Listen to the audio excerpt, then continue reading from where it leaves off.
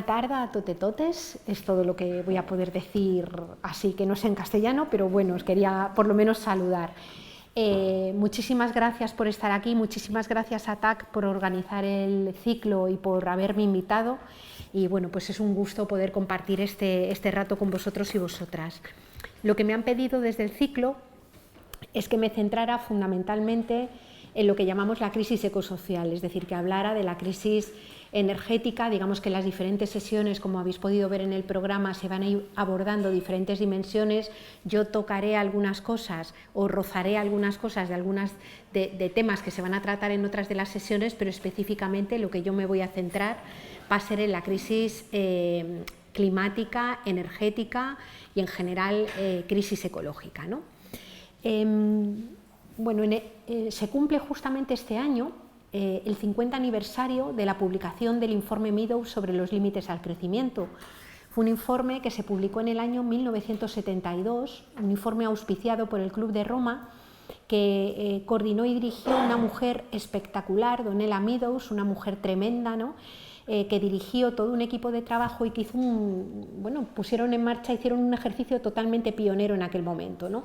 Lo que hicieron fue hacer o poner en práctica el cálculo de lo que hoy llamaríamos escenarios de futuro, ¿no? Con una metodología, desde luego, mucho más sencilla de la que tenemos hoy para calcular escenarios de futuro, y aplicando los principios de la ecología de sistemas. Lo que hicieron fue tratar de ver, proyectar en el tiempo qué sucedería en diferentes escenarios, ¿no? Y la conclusión de aquel informe fue la evidente inviabilidad del crecimiento permanente y exponencial de una población y de sus consumos, mientras ese crecimiento se tuviera que dar en un planeta que sí tenía límites físicos, ¿no? Aquel informe, que fue, yo diría, sin lugar a dudas, el desencadenante y el arranque de lo que hoy llamaríamos movimiento ecologista, fue un informe que causó una tremenda preocupación en esa década, en la década de los 70, tiene mucho que ver con el inicio de la educación ambiental, con mucho del trabajo que hizo Naciones Unidas. Sin embargo, fue un trabajo tremendamente denostado a partir de los años 80 y cuando empieza todo el momento del giro neoliberal del capitalismo, ¿no? Aquellos años en los que Thatcher se dedicaba a palear huelguistas en Estados Unidos, en Inglaterra, o empezaban a ponerse en marcha aquellas dinámicas, digamos, de financiarización y de mercantilización de todos los momentos de la vida. Es un momento en el que también se denosta muchísimo a este informe, y se le denosta diciendo que era un informe, os van a sonar mucho estas cosas, que era un informe catastrofista, que era un informe agorero, que era un informe que no tenía en cuenta los avances de la tecnología, que era un informe que no tenía en cuenta los nuevos descubrimientos que iba a haber, ¿no?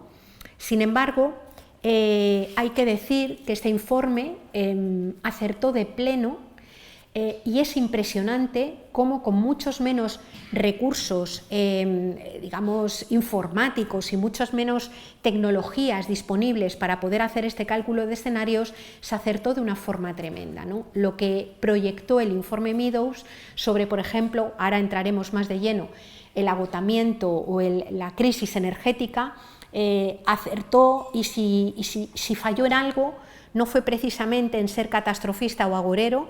Si falló en algo fue en quedarse un poquito corto. Por ejemplo, el informe Meadows proyectó que el pico de extracción máximo de petróleo llegaría en el año 2020 y, según la Agencia Internacional de la Energía, que desde luego es cero sospechosa de ecologismo radical, se alcanzó, sin embargo, en el año 2006, ¿no? Lo mismo con otros minerales, lo mismo con la desestabilización de ecosistemas básicos como el ciclo del agua, o procesos básicos como es el ciclo del agua o la regulación del clima. Es decir, que aquel informe desde luego tiene una vigencia absoluta, y si para algo nos puede servir en este momento, ¿no?, es para tener en cuenta que durante 50 años la sociedad fundamentalmente industrializada y capitalista no hizo nada, nada. Cuando digo nada, es nada, ¿no? Y lo digo porque tenemos nuevos informes que siguen haciendo predicciones y correspondería, digamos, la necesidad de mirar esa realidad cara a cara, no para, digamos, asustar ni amedrentar, sino simplemente para hacer algo decente con respecto a ella. Yo voy a insistir en esto mucho a lo largo de la charla porque, digamos, los datos no son una catástrofe. Los datos son datos y lo que es catastrófico es no hacer nada cuando tienes datos. Eso sí es catastrófico y es propio de una sociedad no optimista, sino de una sociedad infantilizada, de una sociedad miedosa que no quiere mirar la realidad cara a cara, que se esconde debajo de donde sea como un avestruz y que lo que está haciendo es literalmente dejar abandonada a los sectores de población más pobres, a los sectores de población más vulnerables y sobre todo obligar a vivir en la cornisa a nuestras generaciones más jóvenes y a los niños y niñas, ¿no? Quienes no queremos dejar que nuestros hijos e hijas, y por añadida, a partir de esta empatía que tenemos los seres humanos o podemos tener los seres humanos, los hijos e hijas de toda la gente que hay en el mundo, básicamente tendríamos que mirar esa realidad cara a cara y ponernos rápidamente a hacer cosas fundamentalmente para tratar de responder a la pregunta cómo podemos generar la mayor posibilidad de seguridad y de vidas seguras en este momento y de protección de las vidas en el contexto en el que estamos viviendo, ¿no? Y desde este contexto y desde lo que me han pedido fundamentalmente, porque podríamos hablar desde muchos planos, es del que os quiero hablar y quiero compartir algunos elementos de diagnóstico y lo voy a hacer además sin tapujo de ningún tipo. Quiero decir que lo que voy a hacer, yo digo muchas veces, recuerdo que es hacer como una especie de ejercicio de amargura, pero como suele decir un compañero, Jorge Rietzmann, no se puede salir de un pozo si previamente no somos conscientes de que estamos en él y por tanto hay que mirar esta realidad cara a cara para precisamente poder salir de ahí, ¿no? Así que advierto que voy a hacer este ejercicio de amargura y lo voy a hacer, digamos, pues con realismo, con la intención, y luego plantearé algunas líneas de trabajo de poder salir de ella, ¿no? Podríamos decir que estamos viviendo un momento, dije al principio, de verdadera guerra contra la vida. Y digo que es un momento de guerra contra la vida porque podría decirse que la economía, la política y la cultura dominante, la cultura propia de las sociedades industrializadas, de las sociedades capitalistas, se desarrolla no solamente de espaldas, sino en contraposición con las lógicas, los bienes y los procesos que permiten sostener la vida. No me voy a poder entretener mucho en esto, lo voy a enunciar de una forma muy rápida, pero voy a recordar que la vida humana tiene dos importantes dependencias materiales. La primera es la dependencia de la naturaleza, somos naturaleza, formamos parte de la trama de la vida. El agua que bebemos sale del ciclo del agua, no la fabrican los seres humanos en ningún taller, ¿no? La luz que nos ilumina, que permite que nos movamos o que permite que funcione una fábrica, es cierto que puede ser generada en una central nuclear, en una central hidroeléctrica o en una refinería de petróleo, pero para poder hacer eso, previamente hace falta carbón, gas natural, petróleo, litio, cobre, platino, neodimio, disprosio, uranio, que son minerales de la tierra que nadie fabrica. No hay países productores de petróleo, hay países extractores de petróleo que lo que hacen es sacar un bien que preexiste, que nadie ha producido, que existe desde mucho antes de que hubiera vida humana y que es finito, ¿no? Los seres humanos también producimos alimentos, los fabrican, los producen las personas campesinas, pero claro, para eso hace falta fotosíntesis, hace falta agua, hacen falta nutrientes que de nuevo no son producidos por los seres humanos, son simplemente utilizados a partir de los bienes de la tierra, ¿no? Lo que quiero decir con esto es que no existe economía si no hay naturaleza, no existe tecnología ninguna que no requiera en primer lugar de naturaleza y por tanto no hay vida humana posible de ningún tipo si no hay naturaleza, ¿no?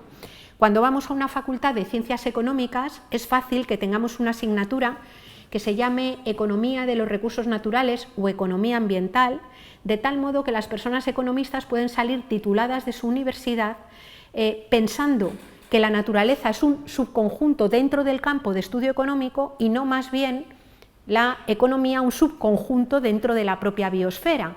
Es decir, eso genera una especie de analfabetismo ecológico que desde mi punto de vista es mucho más grave cuanto más especializada es la formación, ¿no? Por tanto, somos seres ecodependientes y nuestro planeta Tierra tiene límites.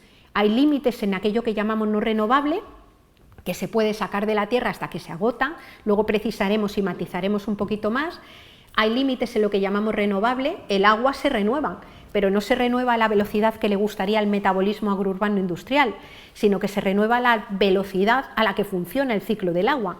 Y cuando usamos agua a más velocidad de la velocidad con la que el ciclo del agua la repone, también topamos con los límites, ¿no? Y hay límites en lo que llamamos sumideros del planeta, que son los procesos biofísicos que permiten que se degraden todos los residuos generados, por humanos y no humanos, ¿no? Bueno, pues el cambio climático no es más que un gigantesco problema de contaminación, de acumulación de residuos en unas concentraciones que están muy por encima de la capacidad de los sumideros del planeta, que han dejado esos gases de efecto invernadero en nuestra atmósfera, en nuestras aguas, y que básicamente lo que han provocado ha sido una subida en las temperaturas medias globales. Ahora vamos a hablar un poquito más de esto, ¿no? Pero los seres humanos no solamente somos radicalmente ecodependientes, sino que una a una, cada persona es inviable en solitario. Los seres humanos vivimos encarnados en cuerpos que para estar vivo necesitan alimentarse, necesitan dormir, necesitan una mínima habitabilidad, una mínima vivienda y necesitan cuidados. Es obvio que una criatura recién nacida no sobrevive si nadie la cuida. Vuelve a ser obvio que las personas mayores, muchas personas mayores, muy mayores, no pueden llevar su vida cotidiana si nadie se ocupa de ellas, en sociedades además muy envejecidas como son las nuestras. Es obvio que las personas enfermas necesitan cuidados o que hay diversidades funcionales que hacen que haya personas que necesiten todos los días y en todos los momentos del día trabajo de otras alrededor simplemente para poder estar vivas, ¿no? Lo que quiero decir con esto es que un ser humano no es viable, porque un ser humano es un ser necesitado. Que sea un ser necesitado quiere decir que es un ser que tiene necesidades, que son cíclicas y que hay que cubrir todos los días. Insisto, alimentarse, beber, un mínimo de energía, cuidados, habitabilidad, ¿no? De no estar cubiertas esas necesidades, la vida humana o no se sostiene, o no es viable, o es precaria. Insisto en esto porque las sociedades patriarcales han alimentado una especie de ficción y es la que existen seres humanos independientes, autónomos, que no dependen de otros. Ese ser humano no existe, es una abstracción. Todas las personas somos interdependientes y como poco vamos a ser dependientes y muy dependientes en algunos momentos del ciclo vital. La dependencia no es una patología, algo raro que le pasa a algunas personas, sino que es un rasgo inherente de la vida. Otra cosa es que la cultura capitalista y patriarcal haya considerado que es independiente una persona que tiene un salario, como si el haber sido cuidados en la infancia, atendidos en la vejez, o esos seres profundamente dependientes que son mayoritariamente hombres, también algunas mujeres, que desatienden su propio cuidado y no se ocupan de ellos mismos, básicamente porque fundamentalmente en los hogares hay quien se ocupa de hacerles la comida, lavarles la ropa y permitir que, porque no brotan cada día como un champiñón en su puesto de trabajo lavados y planchados, sino que hay toda una tarea de reconstrucción de la vida que se hace fundamentalmente en los hogares y también en algunos servicios públicos, ¿no? Por tanto, ecodependientes y sujetos a los límites físicos de la Tierra, interdependientes y una a una las personas vulnerables. Esto quiere decir que una vida nacida, por el hecho de haber nacido, no constituye en modo alguno una certeza.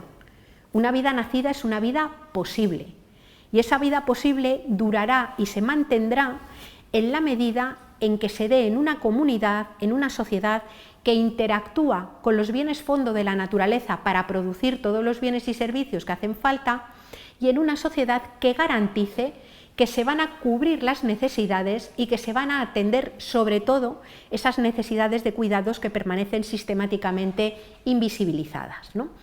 Planteo esto porque cuando hablamos entonces de sostenibilidad, nos parece importante resaltar que estamos hablando de sostenibilidad de las vidas. Es decir, cuando hablamos de sostenibilidad en estos términos tan amplios que ya no se sabe ni qué se dice, hay que preguntarse qué es lo que hay que sostener. Y nosotras defendemos que lo que hay que sostener es vidas, y no cualquier tipo de vidas. Hablamos de vidas dignas, de vidas, decimos, que merezcan la pena vivirse. Y ojo, solamente puede decir si merece o no vivir su vida la persona que la vive, nadie puede decirlo de la vida de otros. Pero estamos hablando del sostenimiento de vidas dignas. Yo vengo del movimiento ecologista y seguramente que en algún momento habré dicho que hay que salvar el planeta o sostener el planeta. Craso error, porque el planeta se salva solo, el planeta se sostiene solo, la trama de la vida, que viene durando 5.800 millones de años, se sostiene sola, y si algo está en riesgo en este momento es el sostenimiento de las vidas humanas con dignidad en un planeta cuyos límites están traspasados y además sumido en un proceso de cambio global que podríamos materializar o simbolizar fundamentalmente en el cambio climático, ¿no? Desde ahí es desde donde yo voy a hablar, desde ese enfoque de la sostenibilidad de la vida, es decir, desde la necesidad, si queremos salir con bien de esto, de que caminemos y construyamos sociedades en las que la economía, la cultura y la política tiene como principal prioridad sostener vidas buenas para todo el mundo, no solamente para unos pocos, sostener vidas buenas, ¿no? De esa sostenibilidad es de la que yo voy a hablar. Y decía que estamos en una guerra contra la vida porque vivimos en sociedades que no tienen como principal prioridad el sostenimiento de vidas buenas. Tienen otras prioridades, el crecimiento económico, el crecimiento de las tasas de ganancia de capital, haciendo a partir de un proceso que comentaré un poco después, que parezca que solamente si la economía crece, solamente si el capital incrementa sus ganancias de forma permanente, solamente en ese caso es posible que las vidas se sostengan.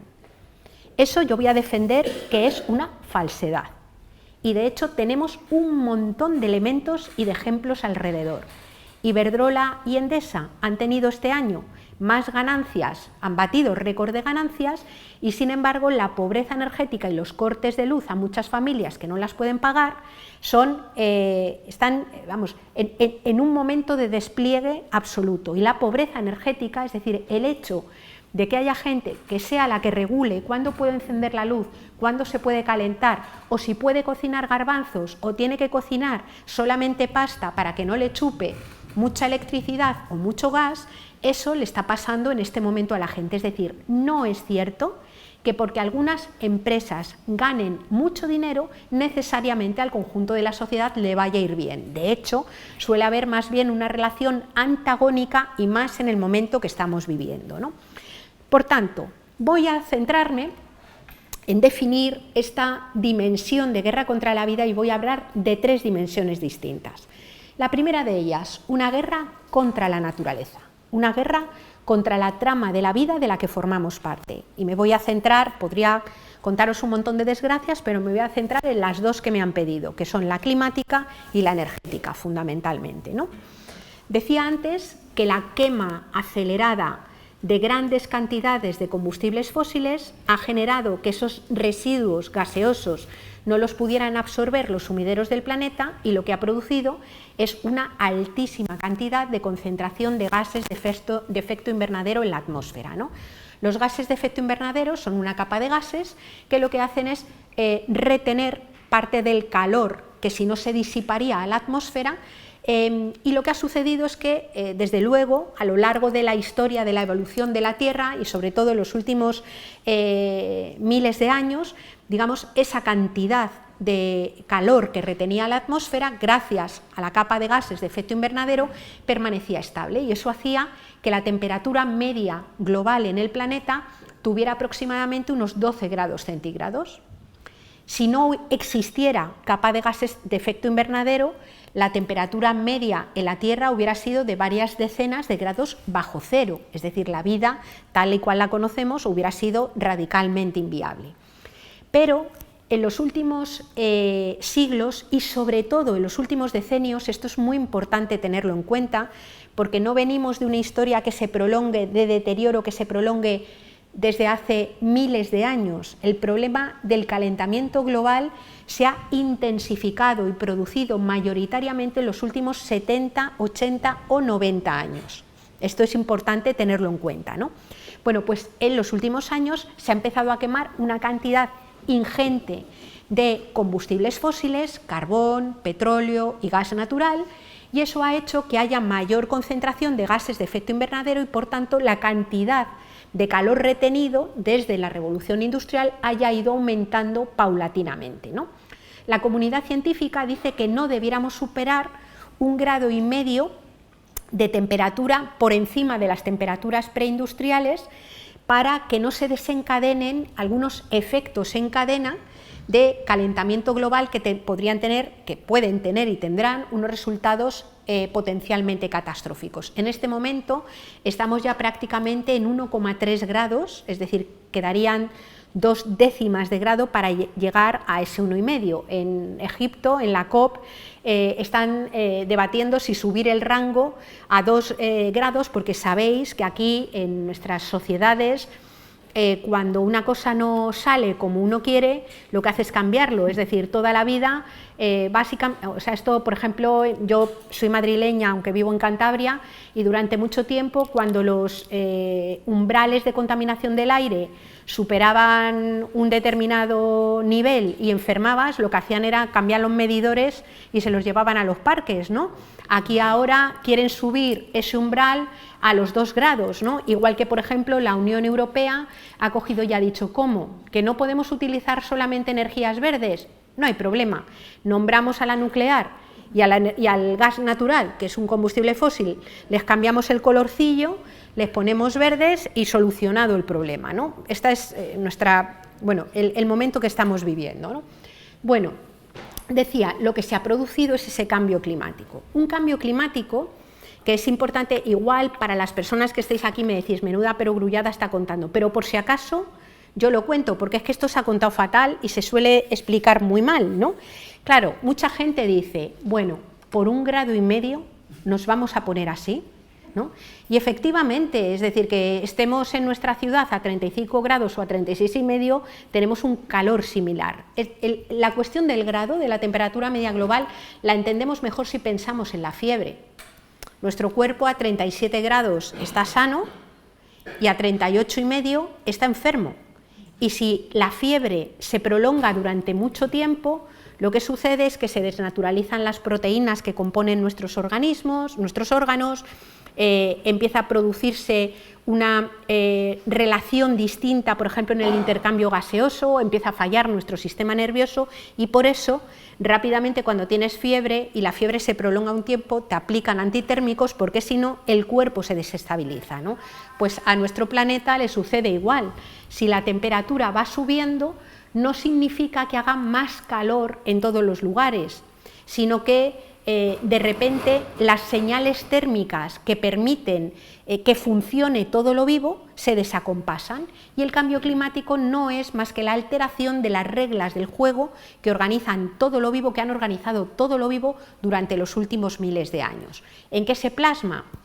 Bueno, cosas que podemos ver ya con nuestros propios ojos, que de repente florezcan los frutales a destiempo, cuando no les corresponde o cuando no, y cuando han florecido resulta que todavía no han nacido las larvas que los tienen que polinizar, o que florezcan los frutales, si te venga de repente un pico de frío no esperado o atemporal también, o el que es de su tiempo, y se caigan todas las flores. Yo, en mi pueblo, por ejemplo, este año los nectarinos y los ciruelos no han dado, yo tengo huerto, no han dado nada, de nada, de nada, porque brotaron las flores prontísimos, vino un pico de frío y se cayó toda la flor, ¿no? ¿Qué más cosas suceden? Bueno, pues sucede que de repente a lo mejor hay pollos que eclosionan de sus huevos, pollos de aves, cuando no han nacido las larvas que los tienen que alimentar y se mueren, ¿no? Sucede también que los océanos se acidifican porque chupan mucho CO2 que hay en la atmósfera, y al acidificarse pues desaparecen especies de peces, o los océanos se calientan y entonces se producen movimientos migratorios en la fauna marina y se marchan, o crecen un montón de algas que lo que hacen es acabar con el oxígeno que hay en el mar y no se pueden, no puede vivir la fauna, ¿no? Esto se mezcla con procesos de contaminación que matan directamente, no hay más que ver el lodazal en el que se ha convertido un ecosistema como el Mar Menor, ¿no?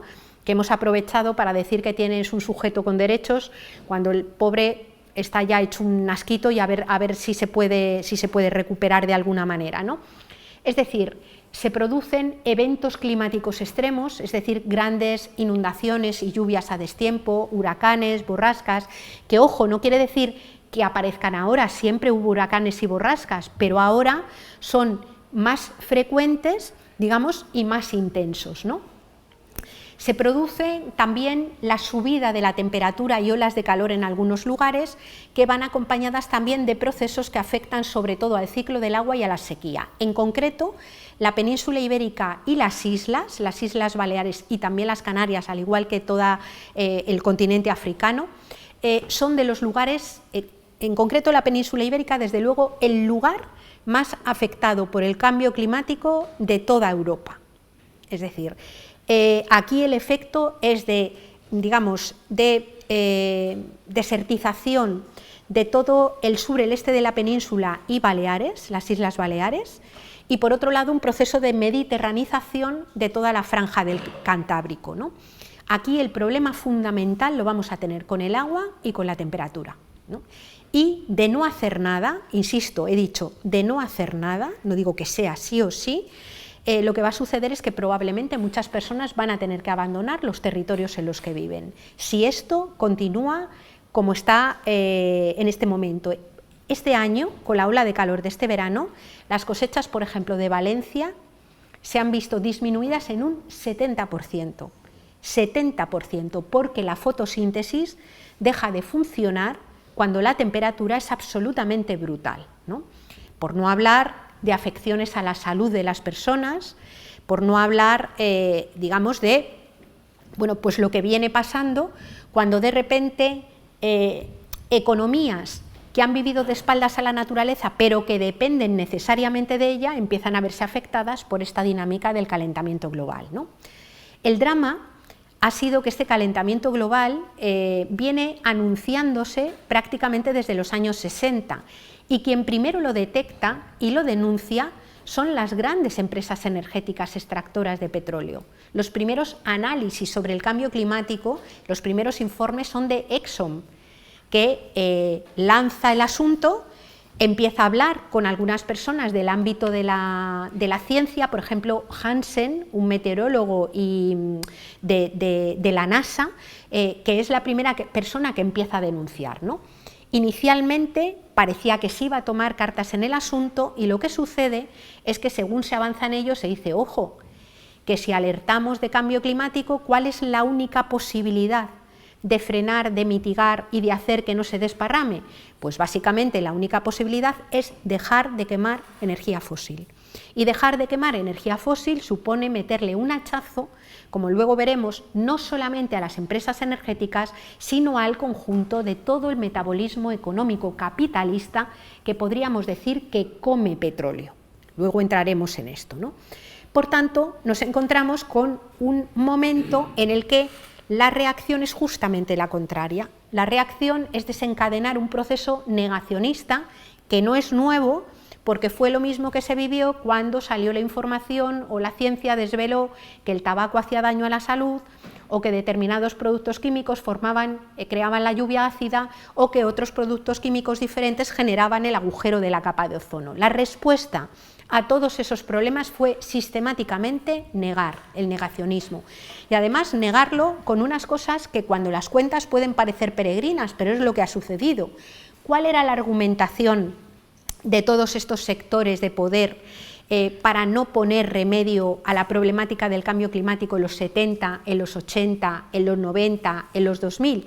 Pues la argumentación era siempre la misma. Se decía: la comunidad científica dice que nos encontramos en un cambio climático de origen antropogénico y que este origen antropogénico lo podemos certificar con una probabilidad del 98%. Claro, en lo que tiene que ver con las ciencias de la vida, nada se puede afirmar al 100%.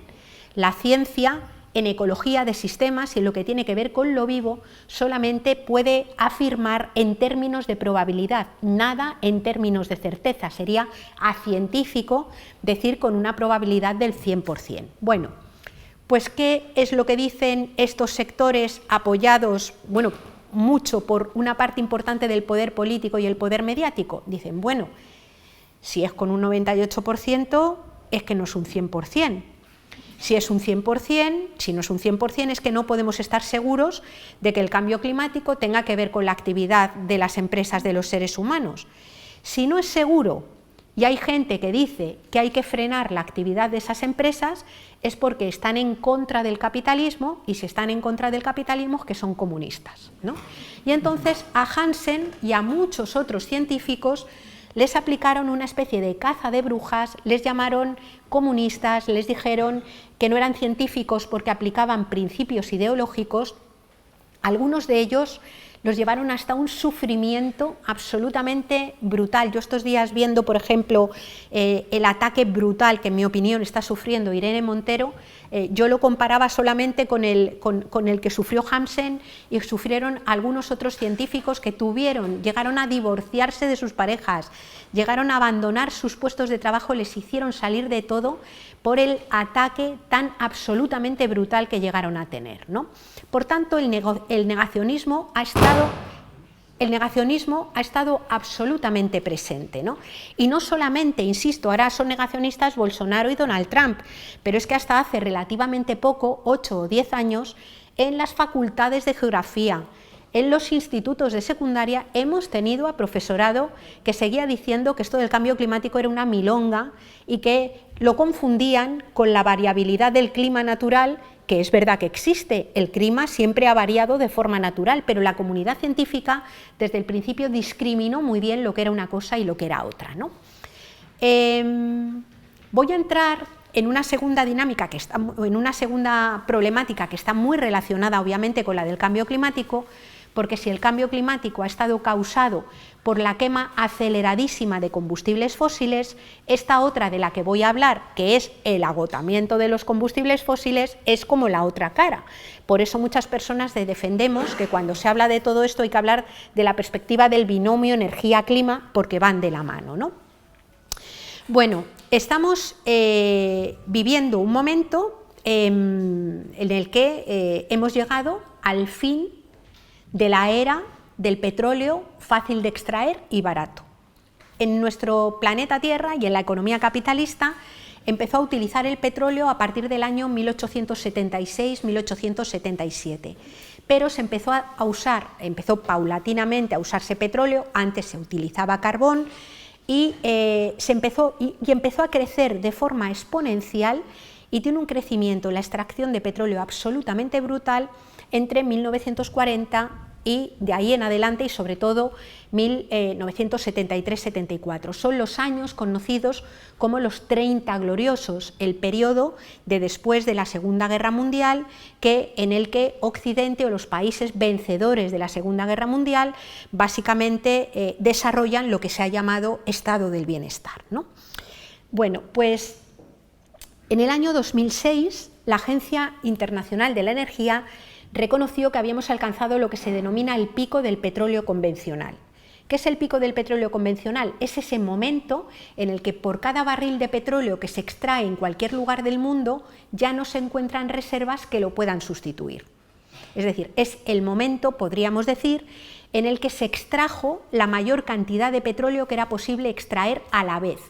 Estoy hablando de petróleo convencional y decimos que el petróleo convencional es aquel petróleo que tiene una gran capacidad energética. Voy a detenerme en esto un momento porque me parece importante que lo podamos manejar en los ámbitos en donde nos movemos, ¿no? Cualquier energía tiene una característica, una unidad que sirve mucho para medir qué tipo de energía o qué calidad de energía es la que tenemos, y es lo que se llama tasa de retorno energético. ¿Qué es la tasa de retorno energético? Pues imaginemos, para poder sacar petróleo del territorio hay que gastar petróleo. Para poder obtener energía hay que gastar energía. Como poco, tiene que haber máquinas que hagan un agujero en el suelo, que lleguen hasta el fondo del suelo, hasta donde está el yacimiento, desde ahí lo extraigan y una vez extraído, pues se depure, se refine, se genere diésel o las diferentes fracciones de combustible que vayan a salir del petróleo, ¿no? Llamamos tasa de retorno a la cantidad de energía que obtenemos en función de la que invertimos. Por ejemplo, en los años 40, 50, la tasa de retorno energético se decía que oscilaba entre 90 y 100. Es decir, yo invertía en un complejo extractivo de extracción de petróleo un barril de petróleo y a cambio del barril de petróleo que yo invertía obtenía 90 o 100. Era una alta tasa de retorno energético. Obviamente, primero se extrajo aquello que era fácil de extraer. Se detectaba un gran yacimiento que a lo mejor estaba cientos de metros por debajo de la superficie de la Tierra y desde ahí se extraía. Pero ese petróleo, obviamente, según se empieza a sacar mucho, ese petróleo fácil de extraer se agota, deja de extraerse y empiezan a extraerse otros petróleos más difíciles de extraer. Por ejemplo, el que se saca en el Golfo de México o el que se extrae en el Mar del Norte, en Noruega, que es un petróleo que ya no está debajo de la tierra, sino que está debajo del fondo del suelo marino.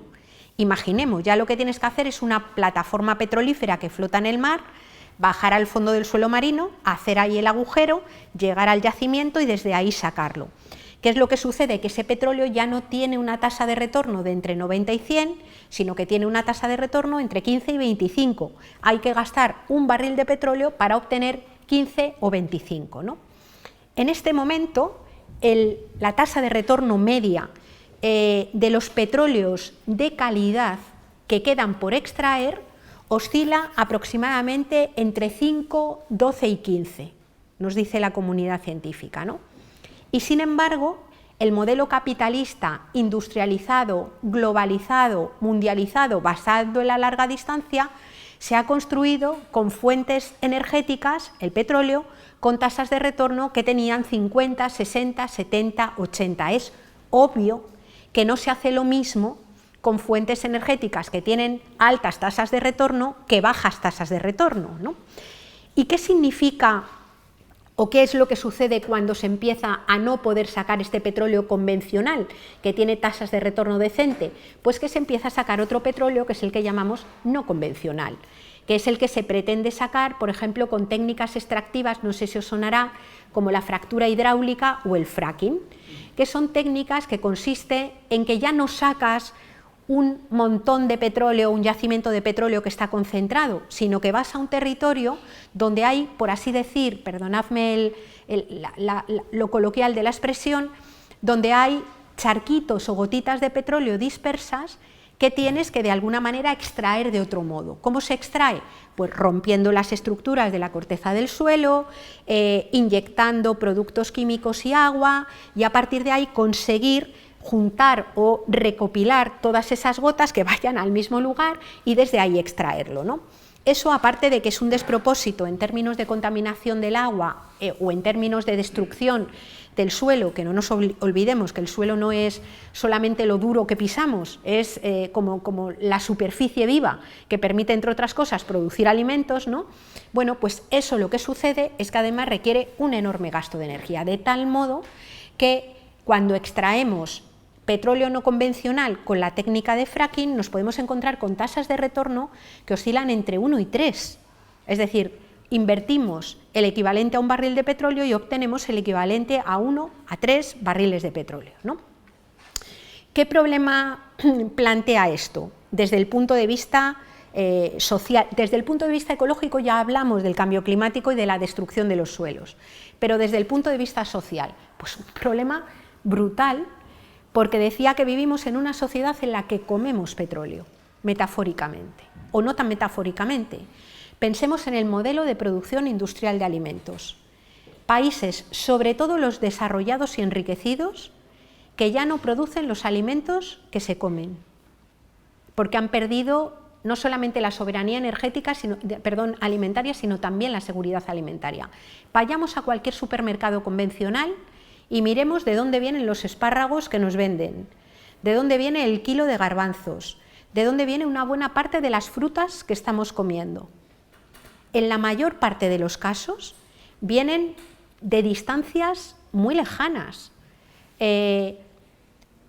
Los camarones congelados o los langostinos congelados que pueden haber sido extraídos en una camaronera en Ecuador, llevados a China para ser pelados a mano y desde ahí trasladados congelados a los puntos de donde se consume.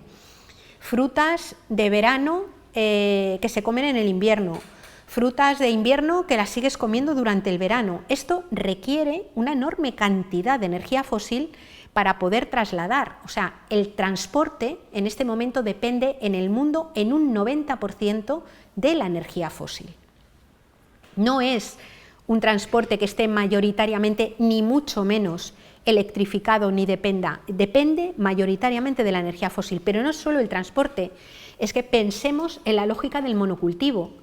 Grandes superficies de cereales en Argentina, en América Latina, en Indonesia, la palma aceitera, cultivos que se hacen desde una avioneta, máquinas más grandes que esta sala que recolectan, cantidades ingentes de productos fitosanitarios o de fertilizantes de síntesis que son derivados del petróleo. Es decir, hoy el modelo industrializado de producción de alimentos es profundamente dependiente del petróleo, no se sostiene sin petróleo, ¿no?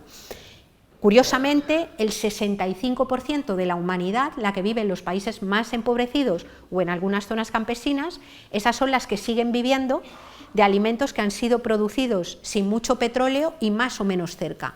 Pero todos, prácticamente todos, hay alguna excepción, por ejemplo, como Francia, que tiene una mayor cantidad de producción, digamos, local, pero prácticamente todos los países que denominamos ricos son países que se alimentan de aquello que es producido industrialmente, es decir, a partir del agrobusiness, ¿no? Y que es muy dependiente del petróleo. No solamente es la alimentación, pensemos en la ciudad. Yo voy a hablar de la ciudad en la que yo he vivido la mayor parte de mi vida, la ciudad de Madrid. 3 millones de personas en el municipio, otros 3 millones de personas en los pueblos de la Comunidad de Madrid. Personas que todos los días hacen mayoritariamente decenas de kilómetros para atender todas las dimensiones de su vida, de casa al empleo, del empleo a casa, pero también de casa al barrio donde vive tu padre y tu madre, que es mayor y que tienes que atender. Según donde vivas, tienes que coger el coche para ir a hacer las compras más mínimas. O sea, en Madrid hay gente que se mueve desde Parla hasta el centro de la ciudad, desde el centro de la ciudad hasta Alcorcón, pero no solamente eso, sino que es que hay gente que va y viene todos los días a trabajar desde Cuenca, desde Toledo, desde Segovia. Yo cuando trabajaba en Madrid tenía un compañero que iba y venía todos los días a trabajar desde Valladolid, ¿no?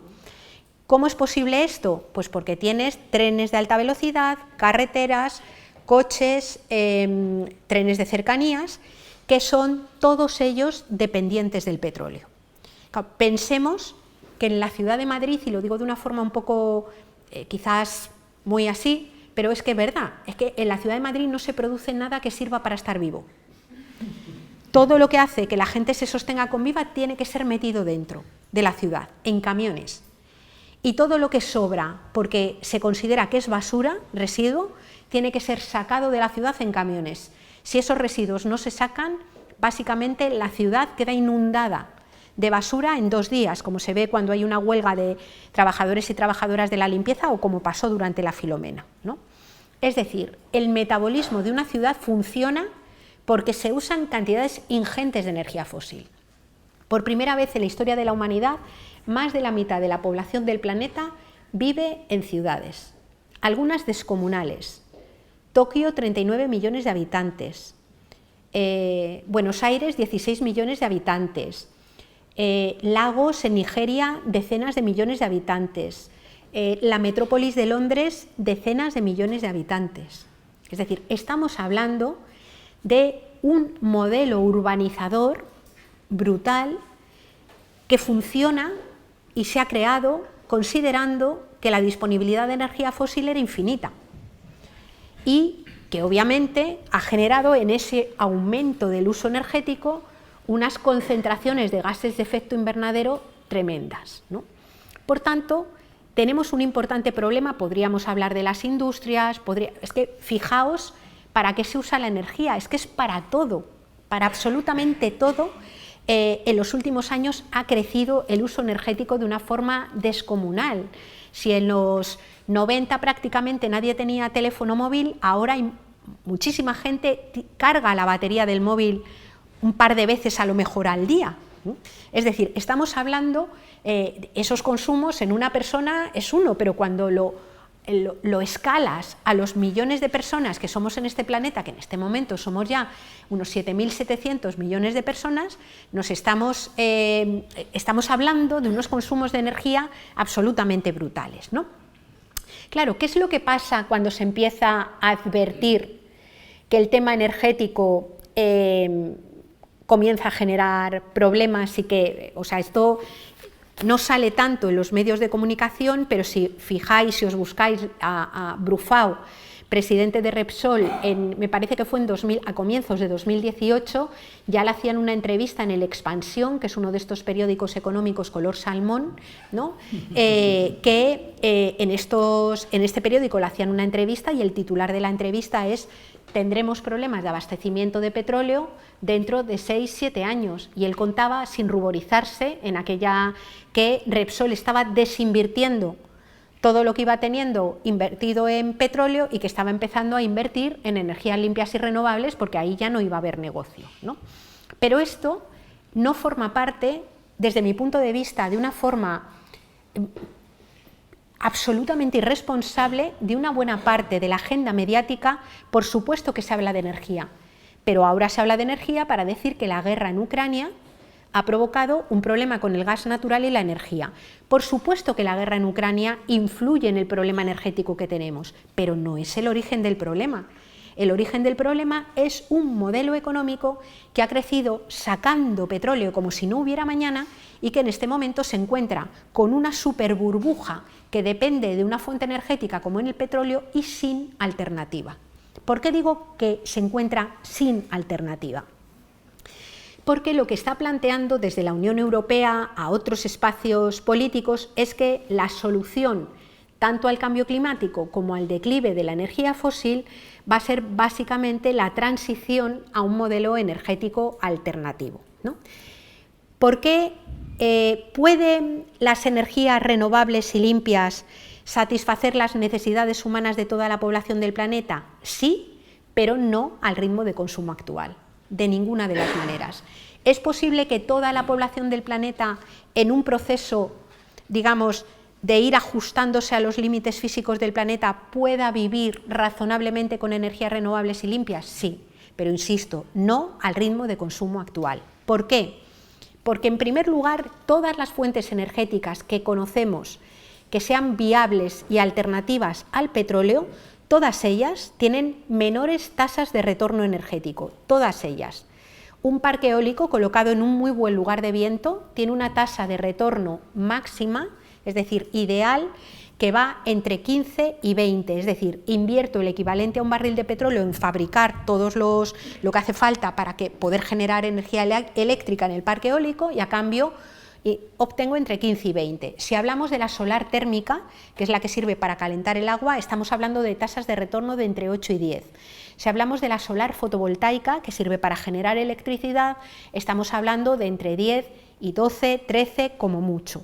Si hablamos de los mal llamados biocombustibles, en realidad cultivos energéticos, estamos hablando de tasas de retorno que oscilan entre 0,8, es decir, se pierde más energía de la que se obtiene, y 1,2, según datos del CIEMAT, en estos biocombustibles de primera generación, ¿no?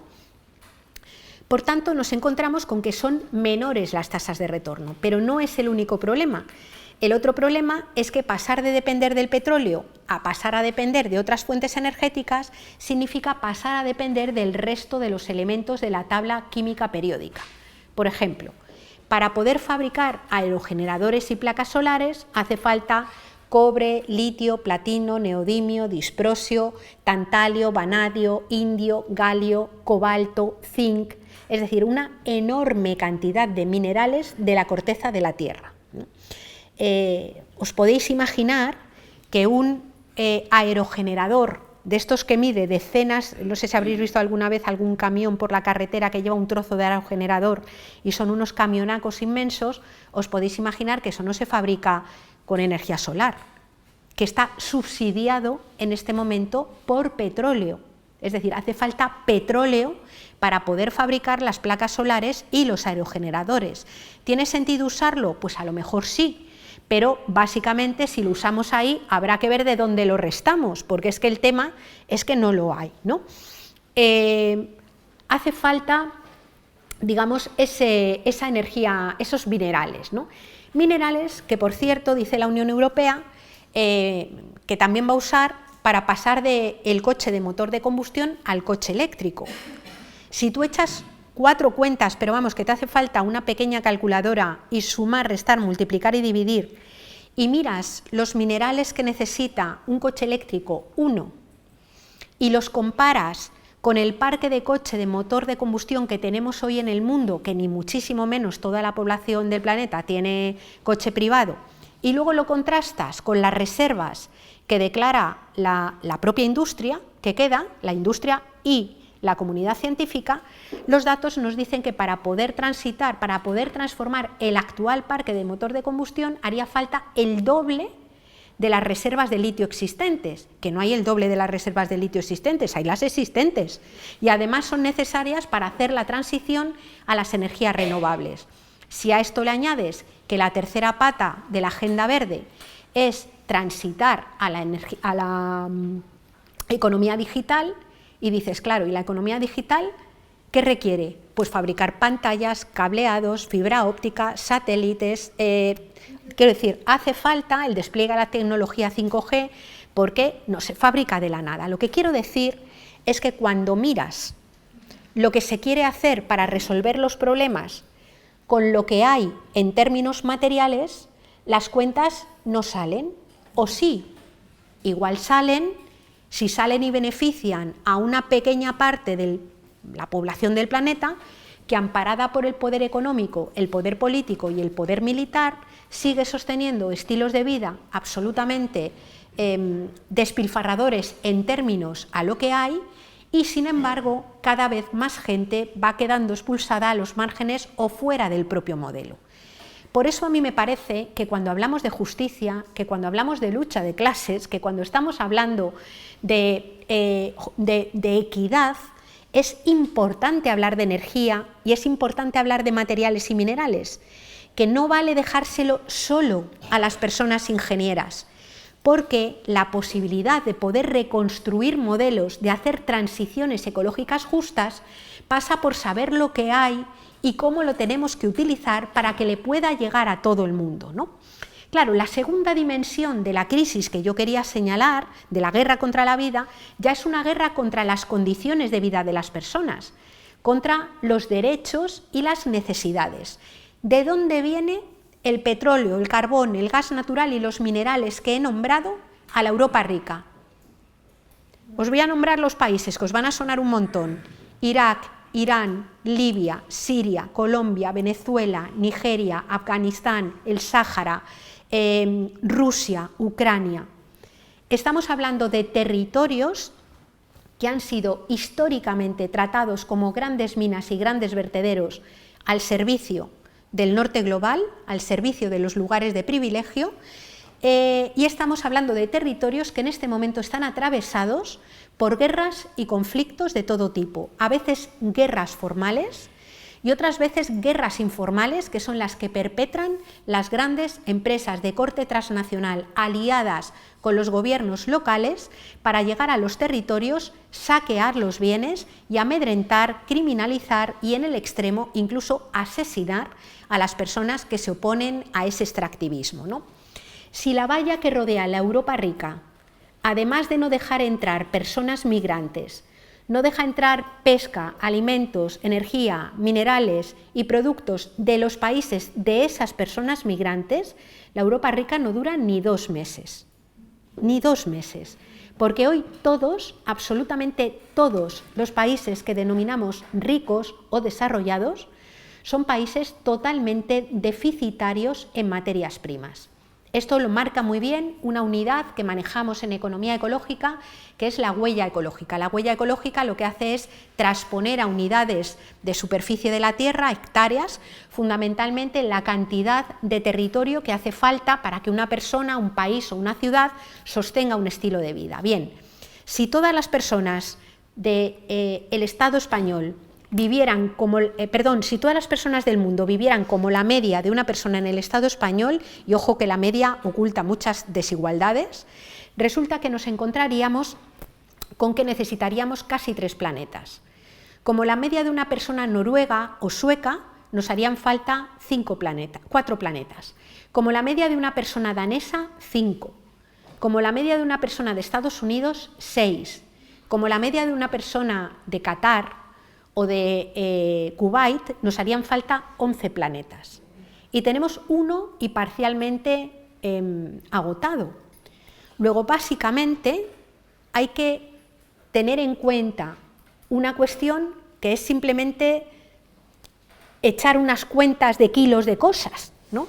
Y la cuestión es que es absolutamente inviable extender el modelo de lo que se ha llamado desarrollo en los países enriquecidos al conjunto de la población. Inviable. Y por tanto, y en mi opinión voy a ser muy provocadora, en mi opinión, cuando tenemos propuestas políticas que dicen que la Agenda Verde va a consistir en ampliar todo esto y en llevarlo además al resto de los países, y a eso le llaman cooperación, de lo que estamos hablando en realidad, como dice Boaventura de Sousa Santos, es de puro fascismo. Fascismo territorial. Hitler, en el Tercer Reich, dijo que la supremacía de la raza aria le permitía decir que un alemán, un ario, necesitaba un mayor espacio vital que el resto de la gente que había alrededor, y eso le legitimaba para invadir otros territorios y matar a los inferiores que estaban ahí. Bueno, pues cambiemos espacio vital por huella ecológica, y lo que sucede es que hay sectores de población privilegiados que están protegidos por el poder económico, por el poder político y por el poder militar, que básicamente lo que hacen es blindar el acceso a bienes que no les corresponden porque si los acumulan, si los dilapidan, lo que sucede es que hay otra gente, no es que se quede sin algunas cosas imprescindibles, es que se quedan sin agua, se quedan sin energía, se quedan sin alimentos, se quedan sin cosas que son imprescindibles simplemente para poder estar vivos y vivas, ¿no? Por tanto, nos encontramos con esa problemática. ¿Es una problemática solo en términos norte global, sur global? No. Vengamos a nuestros propios territorios. Y aquí también hay una valla que separa a quienes están dentro de quienes están fuera. No hablo solamente de las personas que cuando se estudia en trabajo social o cuando se va a un centro a un servicio social, te dicen que están en riesgo de exclusión, pues porque están fuera, digamos, de lo que se considera que es normalizado. Estoy hablando de gente que tiene trabajo, de gente que hoy tiene un empleo y no llega a final de mes, de gente que tiene empleo, gente joven o no joven, que no puede desarrollar un proyecto vital propio porque no puede pagar casa, porque quiera o no quiera, tiene que vivir en pisos compartidos porque es lo único que puede pagar. De gente que le cortan la luz porque no puede pagar la factura de la luz. De gente que tiene dificultades para acceder a unos alimentos de calidad y a partir del día 20 de mes tiene que alimentarse de pasta o de productos de baja calidad porque ya no accede ni a la fruta ni a otros alimentos, digamos, que son los que tendría que comer, ¿no? Y eso también dentro de nuestros territorios, en general en toda Europa, está pasando. Es decir, se agrandan las desigualdades, no solo por la pandemia. Foessa y Oxfam ya nos decían que había un importante problema de pobreza antes de la pandemia. De hecho, Philip Alston, que es el relator sobre pobreza extrema de Naciones Unidas, vino en enero de 2020, hizo el recorrido que suele hacer por todos los países y su conclusión fue que había zonas en donde se vivía peor que en un campo de refugiados. Se refería a los asentamientos de jornaleros y jornaleras empobrecidos y migrantes, y que había otros lugares en donde se vivía bajo los umbrales de la pobreza, que afectan a las personas más jóvenes, que afectan a muchas personas mayores, que afectan mayoritariamente a mujeres, que son las que se pasan no sé cuántas horas haciendo cola en los servicios sociales para ver si les dan o no les dan a las ayudas.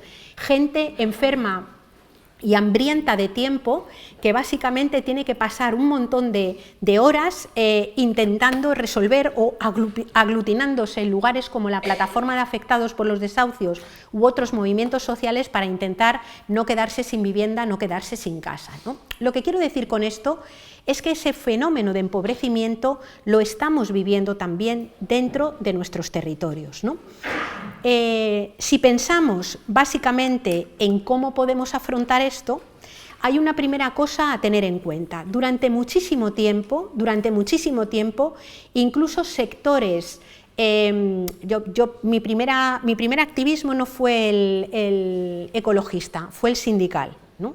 Y yo durante muchísimo tiempo he vivido en la pugna con algunos sectores de la izquierda y algunos sectores sindicales, en donde se decía que primero que había que resolver las necesidades de todo el mundo y después había que preocuparse de la naturaleza, ¿no?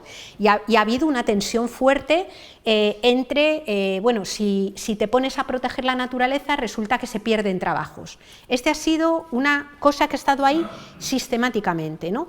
Estamos en un momento, en realidad lo fue siempre, en donde nos va a tocar pensar en cómo detener una destrucción ecológica que pone en riesgo la vida. Es decir, el último informe del IPCC dice que está ya, si no hacemos nada, en riesgo la vida de 3.800 millones de personas, es decir, estamos hablando de casi la mitad de la población del planeta, y a la vez conseguir que las personas lleguen a final de mes. Es parte de la misma tarea, ¿no? Hay un techo ecológico que marca límites y hay un suelo mínimo de necesidades por debajo de las cuales no se vive bien. Entre ese suelo mínimo de necesidades y ese techo ecológico es donde hay un espacio en el que es posible crear vida segura para la humanidad. Y el reto es colocar a todas las personas en ese espacio de seguridad, que implica asumir el inevitable decrecimiento de la esfera material de la economía.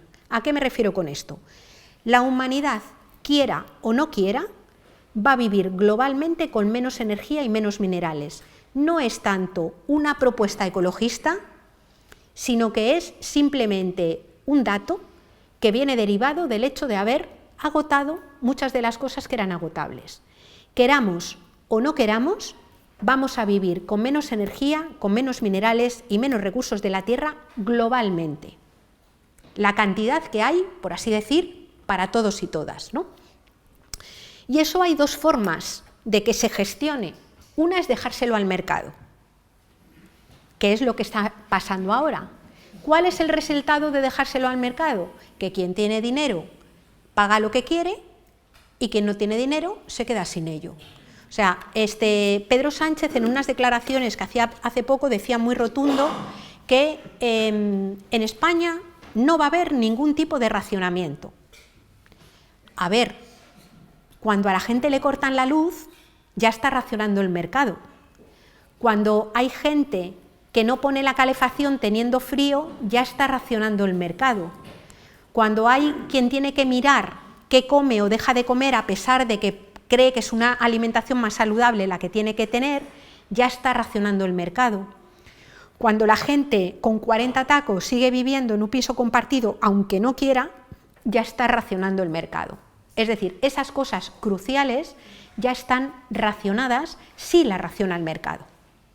Por tanto, la opción es la otra, desde mi punto de vista, que es conformar una forma de entender la economía y de entender la política que mire cara a cara dónde estamos, que mire cara a cara lo que hay y que aplique 3 principios que a mí me parecen básicos.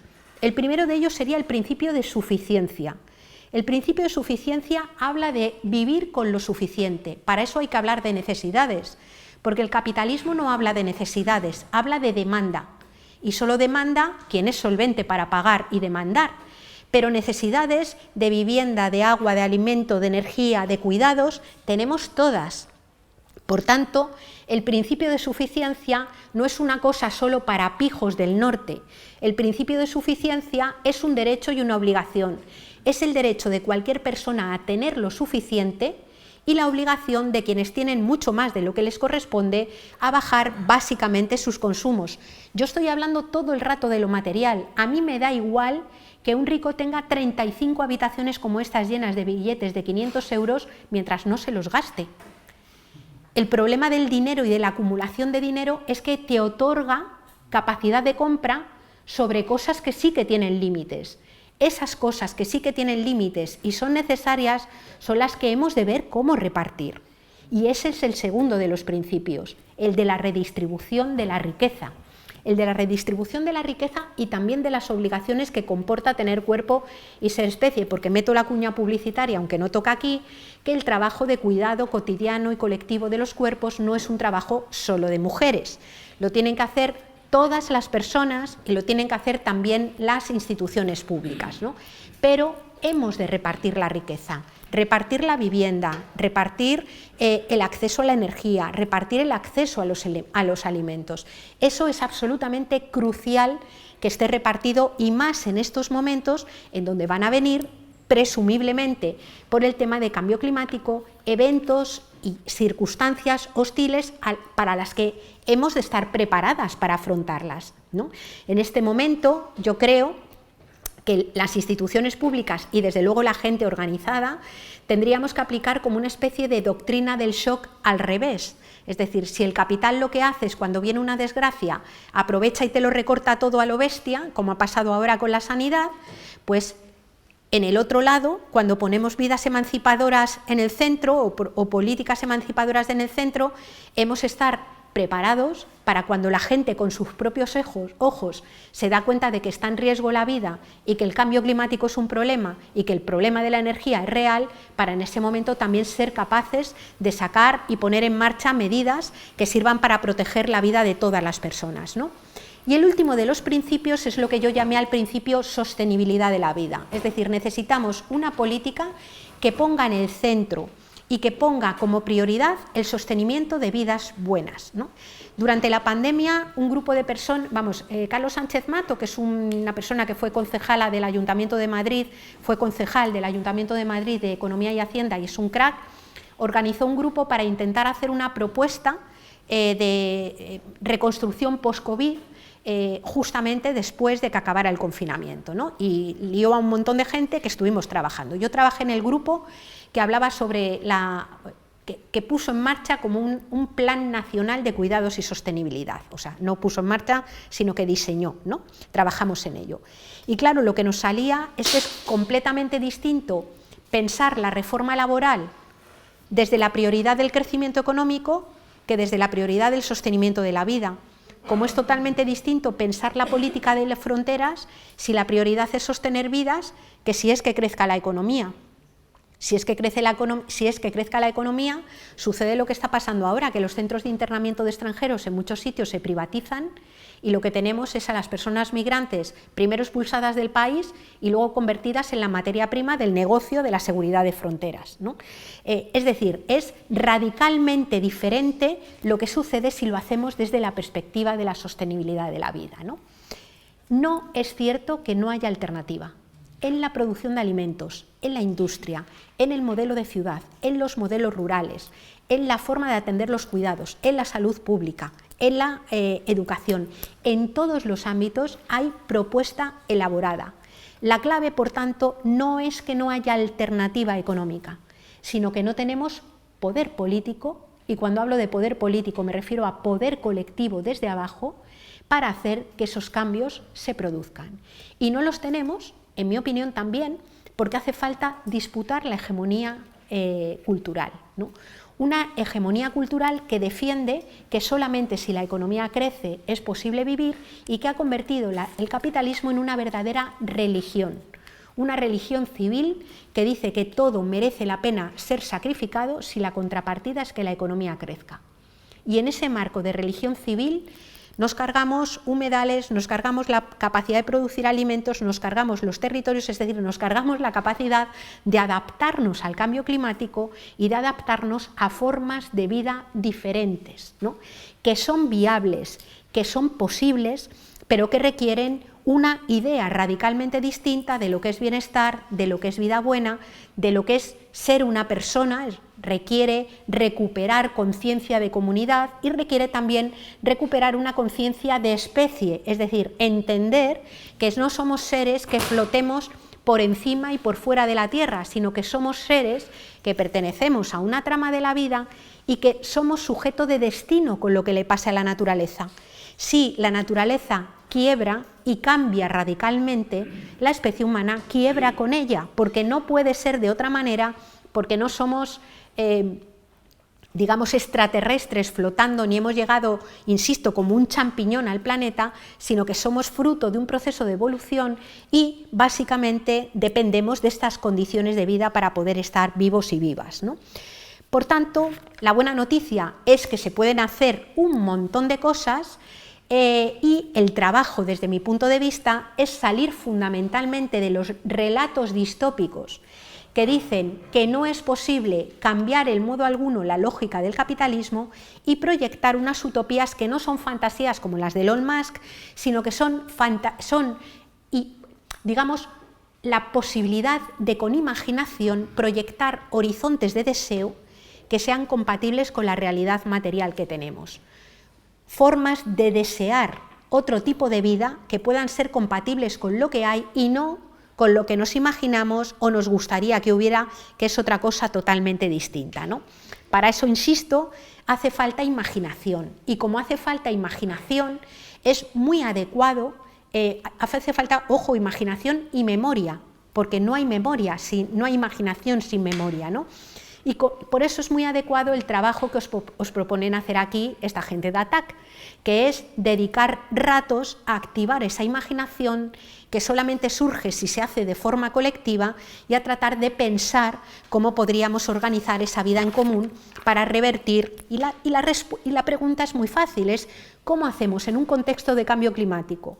¿Cómo hacemos en un momento, digamos, de translimitación, cómo hacemos para proteger la vida de todo el mundo y también cuidar la de otras especies? Yo os voy a hacer dos preguntas concretas que son las que luego abordaréis en los grupos de trabajo, ¿no? La primera es esta que os he dicho básicamente, es ¿cómo hacer para que la transición ecológica necesaria e inevitable no recaiga sobre las personas más empobrecidas?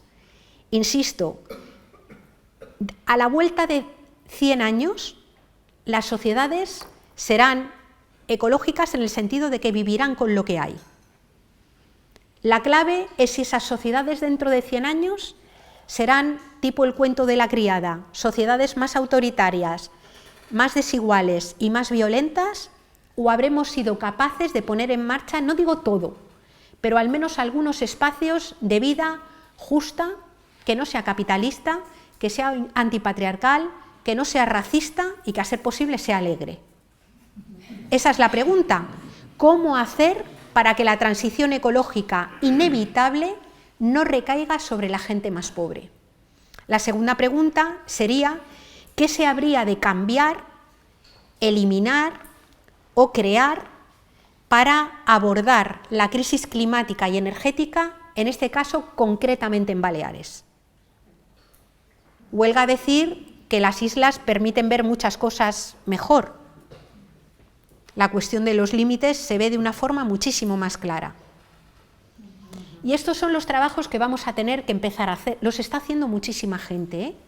Ahora mismo, incluso en museos de arte contemporáneo, hay artistas que se están dedicando a pensar cómo podría ser este futuro. Y esto lo tenemos que hacer con mucha urgencia. Lo tenemos que hacer con urgencia y desde ahí, además, ponernos en marcha para generar movimientos sociales, porque quienes están en la institución pública, aunque tengan muy buena intención, o hay gente organizada por abajo que quiere y desea esos cambios, o será muy difícil que lo puedan cambiar, ¿no? Y bueno, aquí os dejo ahora con el marrón para pensarlo.